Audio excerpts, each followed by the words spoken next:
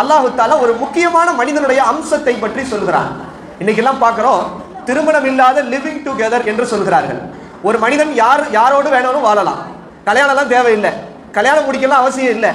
ஒரு ஆண் தான் விரும்பிய பெண்ணோடு வாழலாம், அல்லது திருமணம் முடித்த பிறகும் கூட தன் மனைவியை தாண்டி முறையற்ற ஒரு தவறான உறவு அதிகரித்து வருவதை நாம் பார்க்கிறோம். ஆனால் இன்னொரு பக்கம் பார்த்தால் திருமணம்லாம் தேவையில்லை, நான் துறவரத்தை மேற்கொள்கிறேன், நான் இறைவனை அடைய போகிறேன் என்று துறவரம் என்கிற பெயரிலே சமுதாயத்திலே மிகப்பெரிய சீர்கேடுகளை ஏற்படுத்துவதை பார்க்கிறோம். ஆனால் அல்லாஹு தஆலா இந்த மனிதனை முறைப்படுத்துவதற்கு அல்லாஹு தஆலா திருமண வாழ்க்கை என்கிற அற்புதமான வாழ்க்கையை அல்லாஹ் கட்டமைத்திருக்கிறான். அதைத்தான் இந்த சூரத்து நஹல் 75வது வசனத்தில் அல்லாஹ் சொல்கிறான், வல்லாஹு ஜஅல லக்கும் மின் அன்ஃபுசிக்கும் அஸ்வாஜா. அல்லாஹு தஆலா உங்களிலிருந்தே உங்களுக்காக மனைவிகளை படைத்திருக்கிறான்.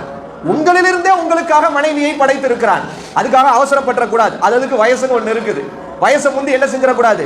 25 வயசு என்பது ஒரு சரியான ஆணுடைய திருமண வயது. ஒரு பெண்ணுக்கா இருந்தால் ஒரு 18 வயது தாண்டி அது குடும்பத்தார்கள் எல்லாம் சேர்ந்து முடிவெடுத்து முறையாக எப்படி மணமகனை தேர்ந்தெடுக்க வேண்டும் என்று தேர்ந்தெடுத்து திருமணம் ஏற்பாடு செய்து திருமணம் நடப்பது என்பது சரியான முறையை ஒழிய நாம ஒன்ன என்ன நினைச்சுக்கிட்டு கற்பனை பண்ணிக்கிட்டு பார்க்கிறவங்க எல்லாம் நம்ம மனைவியாக, பார்க்கிறவங்களை எல்லாம் நம்ம கணவராக நினைப்பது என்பது மார்க்கம் தடை செய்து வைத்திருக்கிறது. அது ஹராம், அந்த பார்வையே ஹராம். அப்ப அல்லாஹ் தஆலா என்ன சொல்கிறான், உங்களிலிருந்தே உங்களுடைய மனைவிமார்களை நாம் படைத்து இருக்கிறோம் என்று சொல்லிவிட்டு அல்லாஹ் சொல்கிறான், வஜஅல மின் அஸ்வாஜிக்கும் வஜஅல லக்கும் மின் அஸ்வாஜிக்கும் பனீன வஹஃபதா.